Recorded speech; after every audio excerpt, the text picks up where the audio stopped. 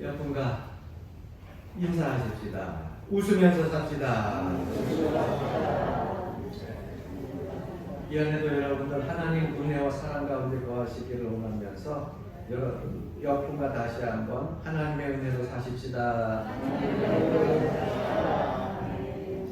하나님의 은혜로 사십시다.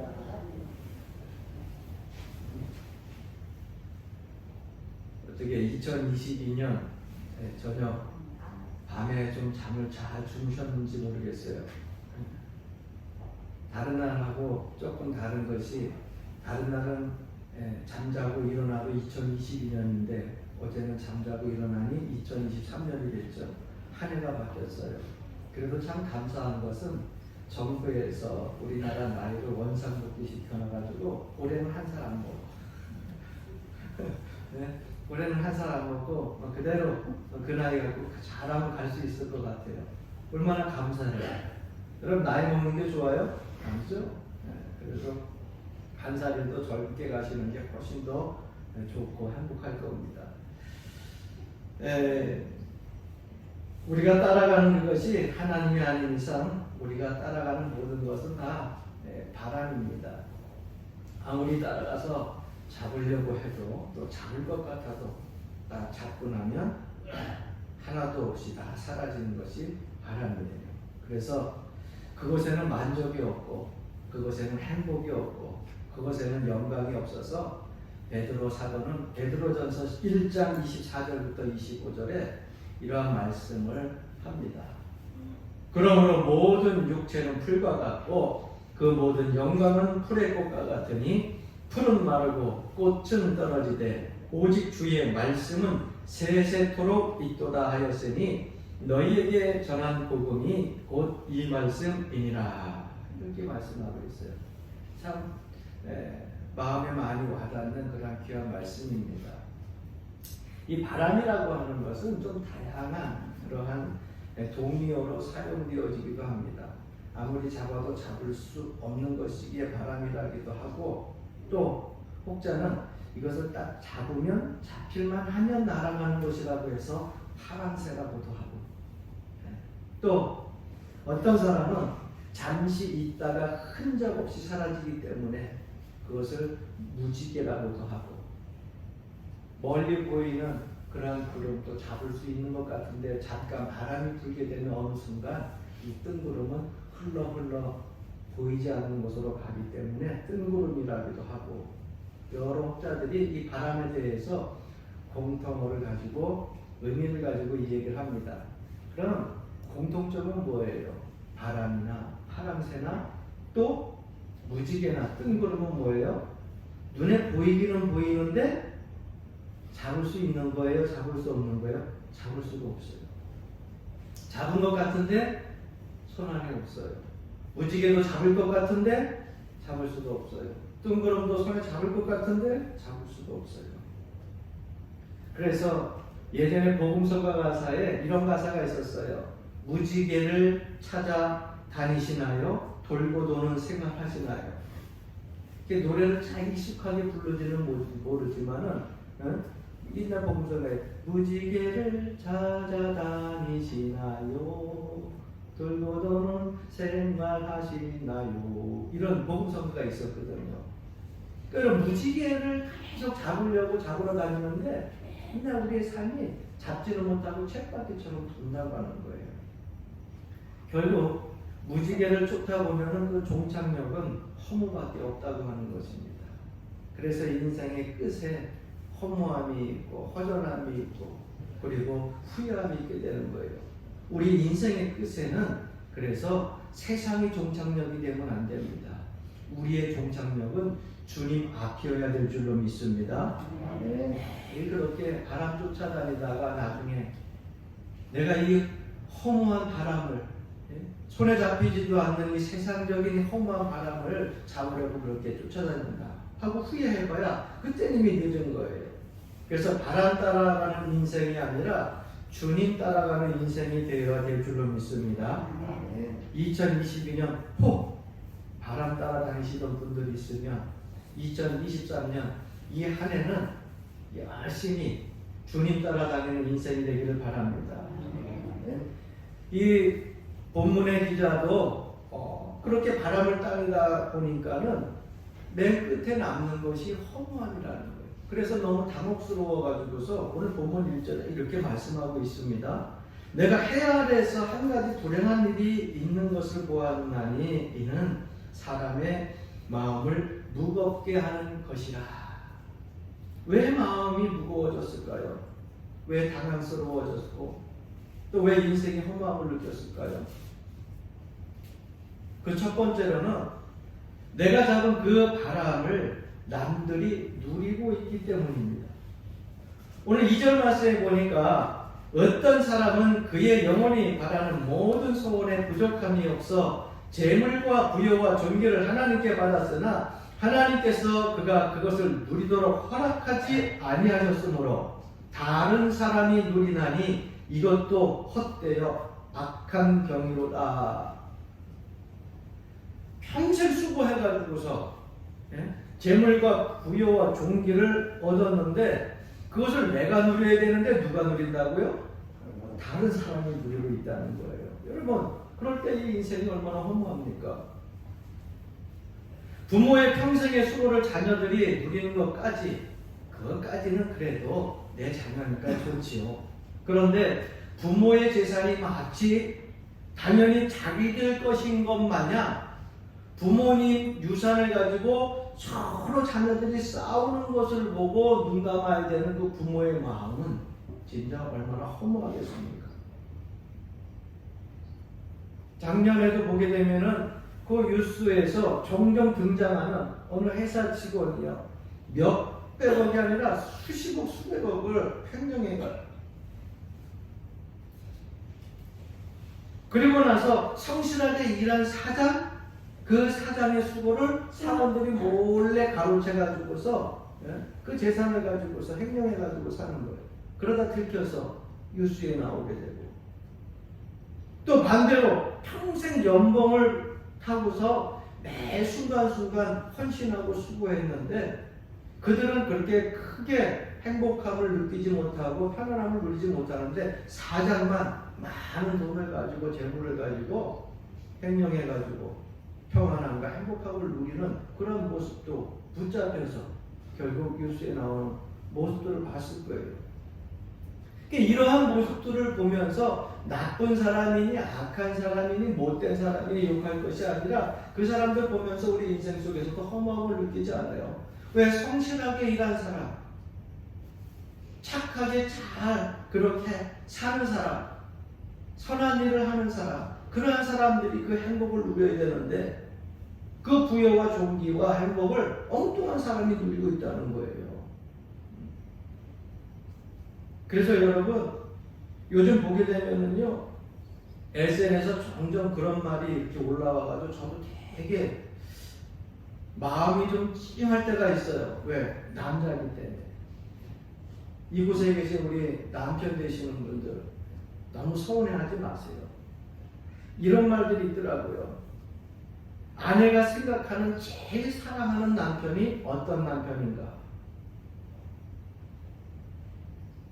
우리 권사님이나 우리 집사님 생각하는 가장 사랑스러운 남편이 어떤 남편일 것 같아요? 밥 잘해주는 남편? 설거지 잘해주는 남편? 아니면 또 내 말 잘 듣는 종 같은 남편? 아니면 자상한 남편? 여러 가지 있겠죠. 놀라운 사실. 내가 가장 사랑스러운 남편이 이리가 뭔지 아세요? 돈 많이 벌어놓고 일찍 죽는 남편.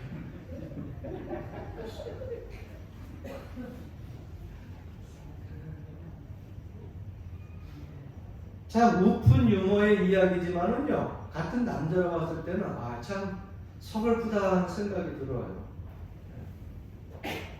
그럼 남자 입장은 어떨 것 같아요? 네? 스라에 많은 자녀를 두는 남편, 밥 잘해주는 아내, 또 아니면 돈 많이 벌어오고 일찍 주는 아내, 그렇게 될 거 아니에요. 그러니까 세상에서 많은 사람들이 이런 생각을 가지고 우픈 유머로 그것을 가지고 얘기를 하지만 참 마음은 좀 서글픈 거예요. 그러니까 오늘 이 전도자는 평생 돈을 모았지만 그 모은 돈을 다른 사람이 누리고 쓰는 것을 보면서 인생의 허무함을 느꼈다는 것입니다. 그래서 마음이 무거워지고 그리고 당황스러워졌다는 거예요. 두 번째는 3절 말씀입니다. 사람이 비록 100명의 자녀를 낳고 또 장수하여 사는 날이 많을지라도 그의 영혼은 그러한 행복으로 만족하지 못하고 또 그가 안장되지 못하면 나는 이르기를 낙태한 자가 그보다는 낫다 하나니. 그럼 얼마나 허무한 인생입니까? 자식이 몇 명이에요? 1명, 2명, 10명도 아니고요. 100명이에요. 100명. 그런데 그 100명의 자녀를 둔 그 부모가 세상에서 떠났을 때에 장례 치러줄 단 1명의 자녀가 없다는 거예요. 자기를 위해서 한 평의 땅도 무덤을 만들어가지고 묻어줄 자녀가 없다는 거예요. 얼마나 허무합니까? 자녀들에게 온갖 헌신과 봉사를 그리고 수고를 다해서 희생하면서 뛰었더니 나중에 그 자녀들이요 유산 갖고 싸우면서 부모에게는 한 평의 무덤도 만들어줄 수가 없다고 하면서 네가 해라 서로 이러면서 다투고 있다는 겁니다. 이것을 보면서 전도자는 너무너무 허무하다는 거예요. 일평생 수고하고 헌신했던 사람이 집안에 가서 편히 잠자리에 가서 잠자지 못하고 자녀들이 싸우는 것이 보기 싫어가지고 길거리 돌아다니다가 길거리에서 결국은 세상을 떠나는 그러한 모습들, 얼마나 인생이 허무합니까? 100명의 자녀가 있으면 뭐해요? 아무 소용없다는 겁니다. 그래서 전도서를 읽다 보면은 대체 이 전도서에 나오는 부자는 어떤 인생을 살아왔는지 참 몰라도 참 불운한 것 같아요. 여러분들 삶들 속에서 여러분들 스라의 자녀들이 부모를 잘 존경하여서 이 한 해 동안 여러분들의 자녀들이 여러분들의 자랑거리가 되길 주 이름으로 간절히 축원합니다. 또 이 전도자는 세 번째, 먹을 것은 많은데 식욕이 없기 때문에 허무함을 느낀다는 거예요. 집집마다 냉장고 문을 열어보게 되면 냉장고에 꽉 차 있어요. 목사님, 우리는 냉장고 열어보면 먹을 것이 없어요. 저한테 얘기하면 내가 가서 한번 정리해 줄게. 먹을 게 없나? 아마 냉동실이고 냉장고에 아마 이렇게 채워놨을 거예요. 그런데 여러분, 그렇게 가득 채워놔도 먹는 건 한두 가지고 맛있는 거 많이 채워놔도 결국은 몇 년 그냥 내비두는 거, 몇 달 내비두는 거, 나중에 다시금 새로운 거 갖다 껴놓고 이전의 거 갖다 버리고 계속 그럴 거예요. 왜? 식욕이 없으니까. 많이 채워놓으면 뭐합니까? 있어도 내가 꺼내서 먹어야 되는데 식욕이 없다는 거예요. 그래서 유심히 냉장고에 채워놨다가 달이 바뀌면, 주가 바뀌면 한 번씩 이전에 채워놨던 거 갖다 버리고 새로운 것을 채워놓는 사람들이 많다는 거예요. 식욕이 없어가지고서 큰 레스토랑에 가서 호텔에 가가지고서 몇십만 원짜리 뷔페를 먹으러 들어갔는데 입맛이 있어야지. 식욕이 없으니까 기껏 몇십만 원 내고 들어가서 5천 원어치도 못 나오고 결국은 나중에 입가심 한다고 수정가나 한 잔 맞고 나오는 사람들이 적지 않다는 거예요. 아마 우리 교인들은 식욕이 좋아서 한 10만 원짜리 뷔페 가면 한 20만 원어치는 먹고 나올 거예요. 근데 여러분, 그게 욕심이 아니라 그게 복이라는 거예요. 그게 축복이라는 거예요.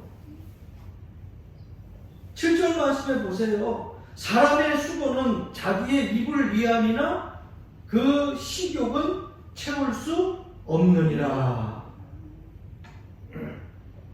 사람이 다 먹고 살자고 일하는 거 아니에요? 근데 잘 기억해야 됩니다. 내 몸으로 노력해서 열심히 먹을 것을 냉장고에 가득 채울 수 있지만 그 식욕은 누가 주시느냐? 하나님이 주신다는 거예요. 할렐루야. 네.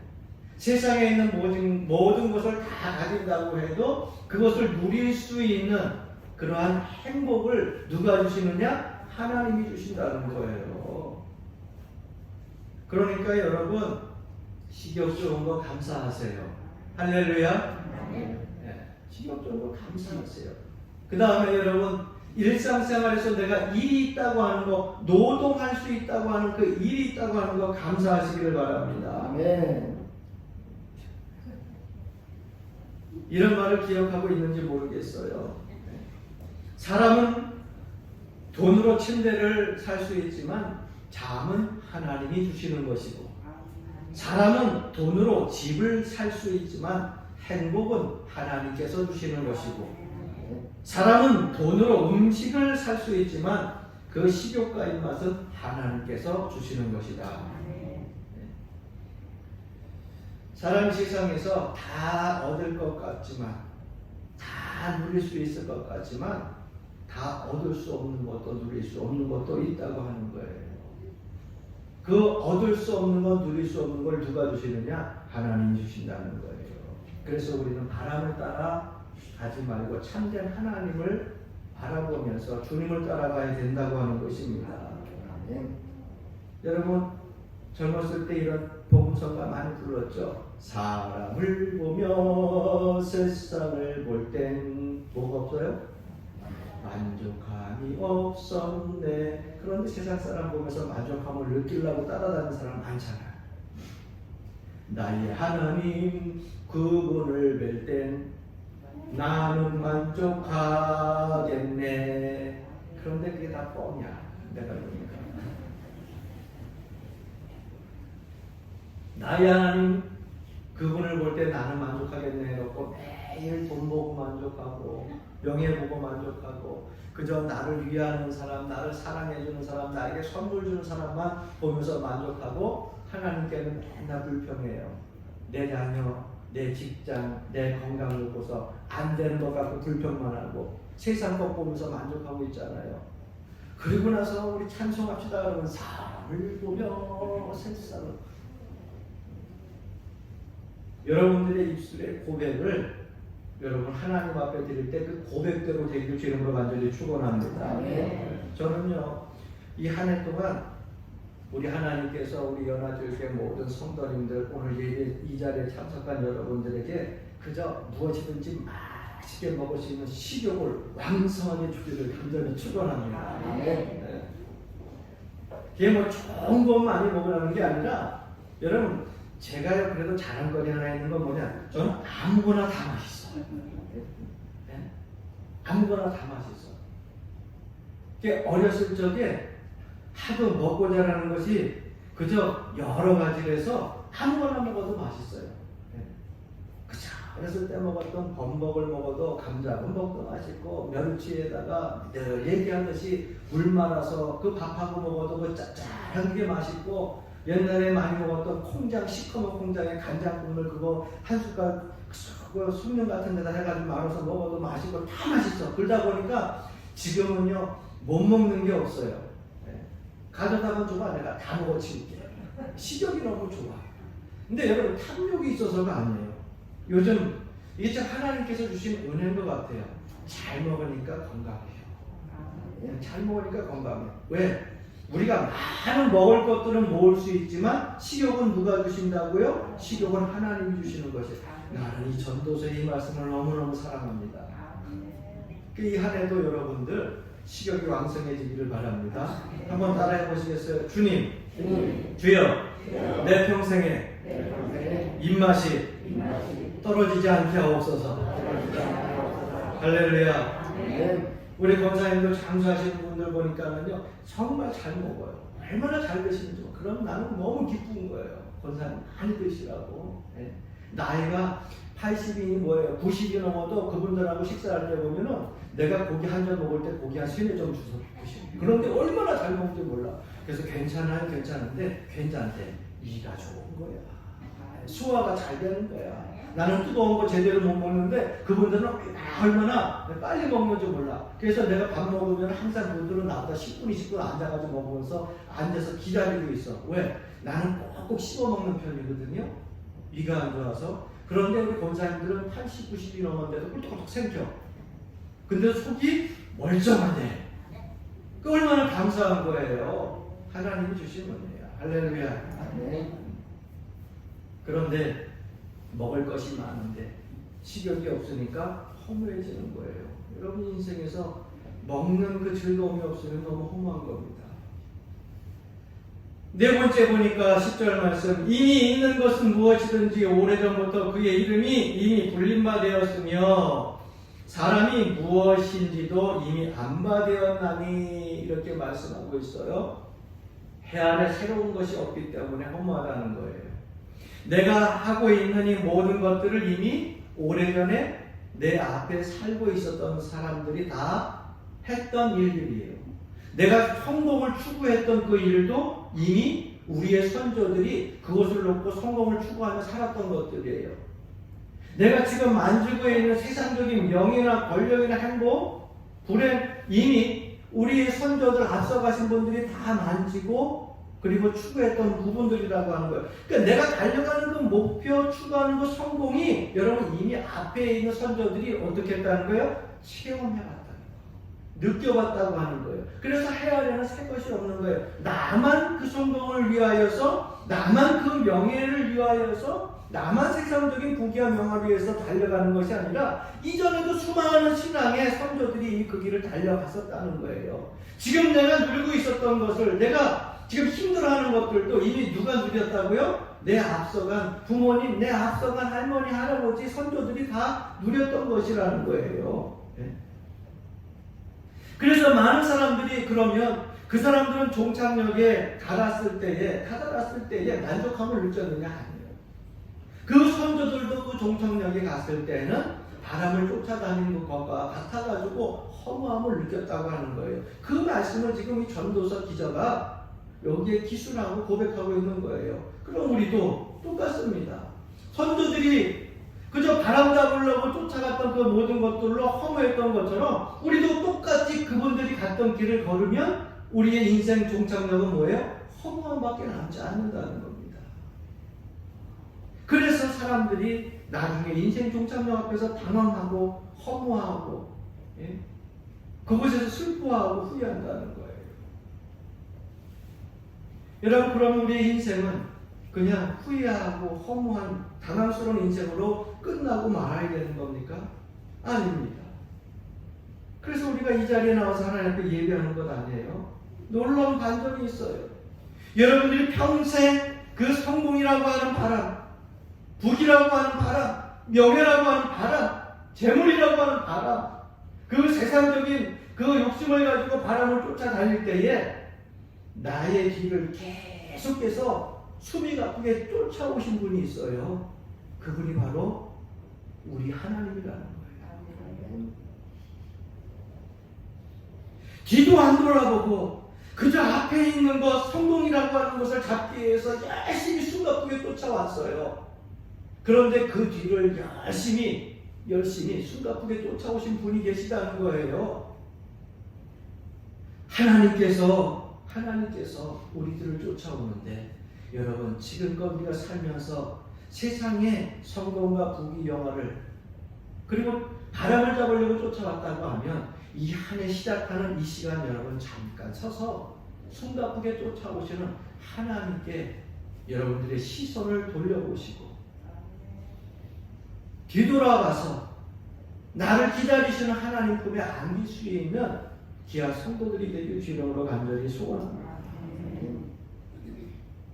잠깐 머물러서 내가 세상에 보이는 것만 그렇게 열심히 쫓아왔는데 서서 뒤돌아서 하나님을 한번 보세요. 아마 하나님이 여러분 뒤에 서가지고 무릎 잡고 이러고 있을 거예요. 왜? 뒤도 안 돌아보고 이렇게 달려왔으니까.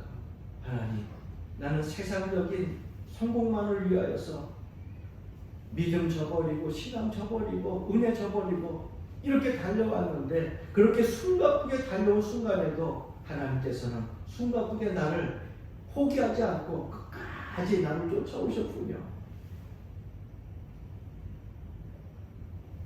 세상의 성공과 명예와 권력을 얻기 위하여서 나는 신앙을 포기하고 믿음을 포기하고 십자가의 길을 포기했는데 주님은 나를 끝까지 포기하지 않으셨군요.